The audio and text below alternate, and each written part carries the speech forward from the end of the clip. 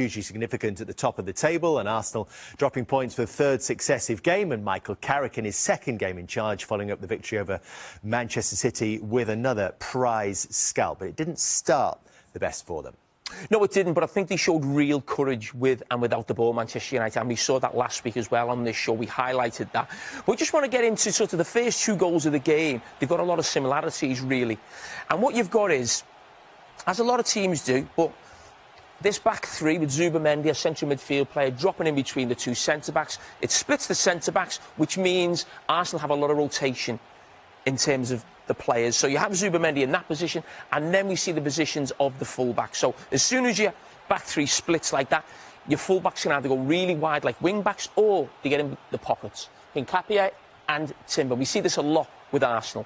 But I just want to have a look at sort of Manchester United and how they sort of dealt with this as well. So as this, and this is what I'm talking about with courage. So when Manchester United were in this deep block, you've got players, as I said, between the lines. He now makes us move out wide.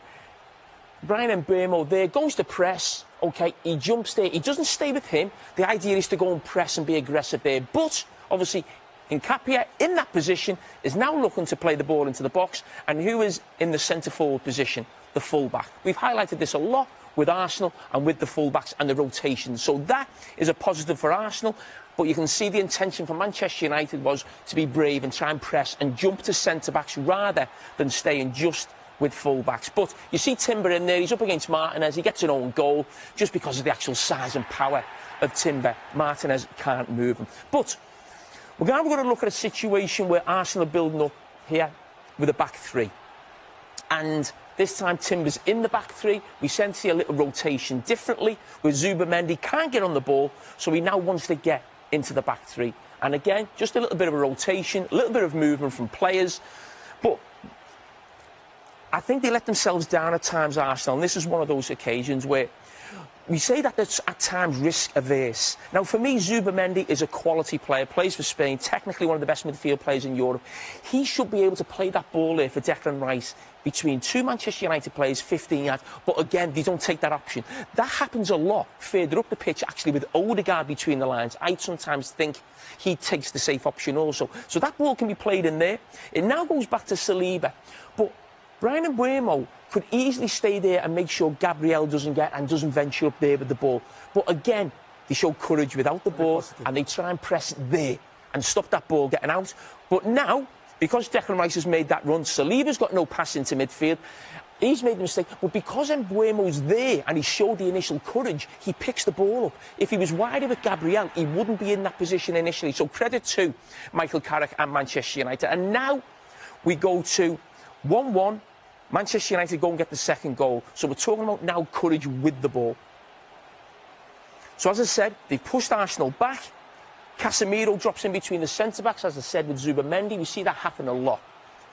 But the theme that we mentioned around Arsenal's full-backs in the first clip. So what you've got now is a situation where Dorgu comes in off the line. Brilliant play with Fernandes, absolutely fantastic in a tight area. It's not handball. He gets a chance to shoot. But as we mentioned with Arsenal's full-backs, the courage with the ball, Shaw and Dalot, high up the pitch, 25 yards from goal. But also, it's not just them. There's now 6 players so close to the Arsenal goal. They're away from home against a team who are better than them, and it's 1-1 in the second half.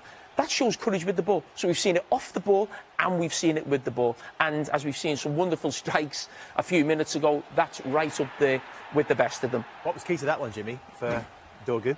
Well, he's positive. I think Bright showed link up. And then I think he doesn't think, he just do it. Just hits it. And he hits it so well that the goalkeeper has got no chance whatsoever. And Raya has been one of the best goalkeepers in the Premier League. We had a conversation in the studio after the game about bravery, and you've mentioned that from Manchester United's perspective, and whether Patrick Vieira was suggesting Arsenal could have been braver.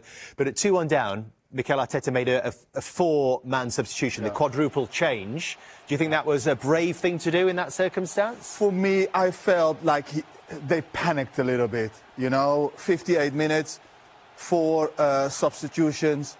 For me, too much. You know, yes, if you want to change things, get Odegaard off. You're now taking Subimendi off. Yes, Subimendi has made the mistake, but he's a big player. He's an important player. I suppose the one thing you do is get more height on the pitch, which might lead to this situation, which Marino benefits from. Yeah, but I would have liked them to see to control the game with the ball. I would have liked them to be calmer because it was still 32 minutes to go, and they have scored a magnificent goal. That can happen, Man United. That can happen.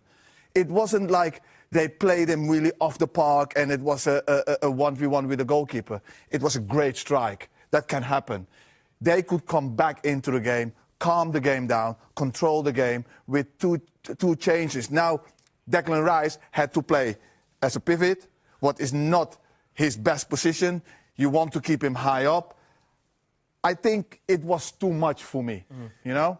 Do you know, it was a real surprise. It felt a big surprise in the stadium yesterday, Jamie, having got level, that suddenly they would go and concede 2 minutes, 58 seconds later with a team that are so big on control, with a coach who's so big on control. So what happened? But I'm talking about courage again. Bringing Sesko on. I think he comes on for Dorgu. Dorgu's a wide player, you bring a centre-forward on. Them centre-backs win everything. He keeps it alive. So that was courage from the manager, bringing Sesko on, again, away at Arsenal. But when I talk about quality and courage as well, I'm going to look at actually 3 Manchester United players here up against, what are they, 6. That's a training session.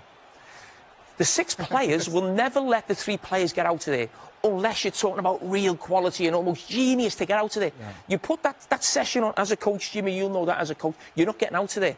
But Manchester United do. And who's involved in it? Bruno Fernandes has been at the heart of everything since Carragher came in. And he has been with every United manager, but certainly in this number 10 position now. So you run around here, and the football, as we saw with the Dorgu goal, is absolutely fine. When you are going in the half turn and you're now running, you know, you just know the feeling is there. You just have to hit it with the inside of your foot as hard as possible. Hopefully it hits the park a little bit, it goes even harder, and the goalkeeper has got no chance. And that's what it is. Has the United transformation surprised you, Jamie? Oh, yeah, in those 2 games, of course it has, yeah. Because of the nature of the opposition. I didn't think it takes an awful lot to improve Man United because the bar was so low. You know, you're talking about a manager there bringing on Sesko and showing courage. I mean, we were watching Manchester United bring a centre-back off every game and bring a centre-back on. Yeah. You know, we watched them a few weeks ago in this studio against Everton, against 10 men, still staying with the same system. So I think when Ruben Amorim lost his job, I said he's barely shown he's a competent Premier League manager in his time at Manchester United. So for a manager to come in, and Carragher's done brilliant, but to play players in the right position, ask certain things, show courage as Manchester United should, it would improve things, no doubt. But to beat Manchester City, to beat Arsenal away, is beyond his, and I'm sure every Manchester United supporter's wildest dreams. I think it's helped that Steve Holland has come through as well, you know, with Carragher. Someone you work with very closely. Somebody I worked with very closely. What influence will he be having on the team? But Shaw and Maguire has worked with them. So they're seeing him coming through. It's a familiar face. They know how he works. They know what he's like. He will have made them more solid. He will have organised them with Carragher. He will have a game plan. Of course, Amorim will have a game plan as well. But he knows their strengths of those players. And it's for a player to see somebody coming through the door is believable, you know. So it helps. And Sesko, I think that is one of Steve Holland's strengths. It's put Sesko in, put the pressure up there, get the ball as far away from our goal. Let's play in their half. Yes, it's brave, but it's intelligent as well, because they now have to keep a lot of players behind as well. A lot of discussion about Arsenal's attacking prowess as well in the wake of that game. Yes, they scored 2 goals, but again, the forwards didn't contribute to those numbers. And this is their top-scoring chart for the season, with Gyökeres and Trossard both with 5, and as much been talked about, own goals is... And Trossard both with 5, and as much been talked about, own goals is... joint 3rd top scorers. So let's have a look at the underlying numbers, and particularly around open play, because we know that Arsenal is so dangerous from set pieces. But there has been a trend with recent champions since these XG numbers have been collected. So over the last 4 seasons, Manchester City twice winning the league and Liverpool winning the league last season with the highest open play XG per game. Manchester City the 2 seasons before with the second highest. Arsenal right now with 1.12 open play XG per game ranks 5th highest in the Premier League. Is that a problem? It is a problem. But it's will it stop Arsenal winning the league? I don't think it will. I still think Arsenal are the best team in this league. They've definitely got the best squad. I mentioned a couple of years ago when Arsenal were going for the league, I'm not sure it gets any better than this for Arsenal. Now, I don't actually think the team's improved since then. The squad has improved. But there's no doubt Manchester City and Liverpool have dropped off. So I actually think this Arsenal team, even though it hasn't improved in the last 2 years, can go on and win the league. I just think they need not to panic the situation that they're in. Go to Leeds next week and get the result that you should get. But the thing I would say is when people look at this, there's a lot of criticism around Arteta. We say he plays with the handbrake on. But listen, there's no problem with that. I've said for years, if he's going to win the league, he's going to win it like Mourinho. He's not going to win it like Pep. That's the way he's going to go about it. Who cares as long as you win? And I still believe they will win. So there's no big deal about the way Arteta goes about it. But what I would say is Arsenal, and I've always felt this would stop them winning the Premier League, but I don't think it will this season. They don't have a genuine superstar at the top end of the pitch. They don't have someone who's going to do what Salah did last season, or what Haaland did for Manchester City, or what a Hazard did for Chelsea. They lack that player. And what's really interesting is, halfway through the season, or if you picked it right now, I picked team of the season so far. When have you ever seen a team at the top of the table who've been top by 6 or 7 points, but if you were picking the best team in the Premier League so far, you wouldn't have one of their players in the front four?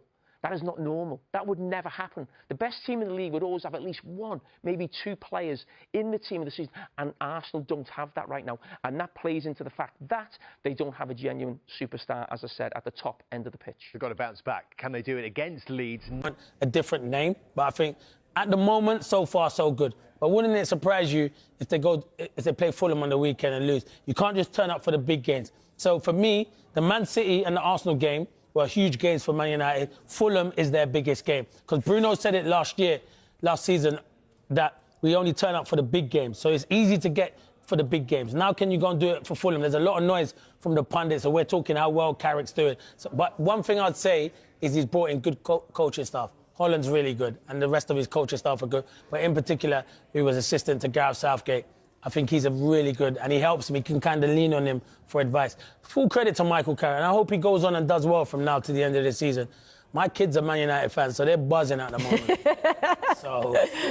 I can't fault that. Right, so the big question then is, what is achievable for Manchester United and for Michael Carragher this season? Dave, what is the maximum number of points that they could end the season with? Well, I mean, Clinton's family obviously got some United fans in it. There's a lot of United fans that work here, and they're desperate for me to talk about United winning the title. Now, I had to put my foot down and say that's absolutely ridiculous. So they haven't made it onto my Premier League title predictor wall just yet. But yeah, if United win all their games between now and the end of the season, it would leave them on 83 points. And according to our title predictor here, you are going to need 81 by the end of the Premier League season to win it. And by the way, that number has come down from 86 a couple of weeks ago because of the top 3 essentially just struggling to string together results. Arsenal's cumulative points here, you can see, is the red line. They're slightly ahead, look, of Manchester City in the blue, and the Villa line of claret there. Villa, absolutely atrocious start to the season, wasn't it, for them? But they have slowly worked their way up and into contention. Arsenal 4 points clear, but the gap has closed. As it stands, another 31 then required to become champions. Arsenal's lead was cut this week from 7 to 4 then, which actually the 7 points was one of the largest leads at the top of the table. Manchester United 7 clear in 97-98. They were eventually overhauled by Arsenal. More on that in a moment. And Newcastle as well were 9 clear of Manchester United in 1996, but couldn't convert in one of the classic Premier League run-ins. When you do that with footballers, like he said about Leeds, and when you do things like that about a man like Stuart Pearce,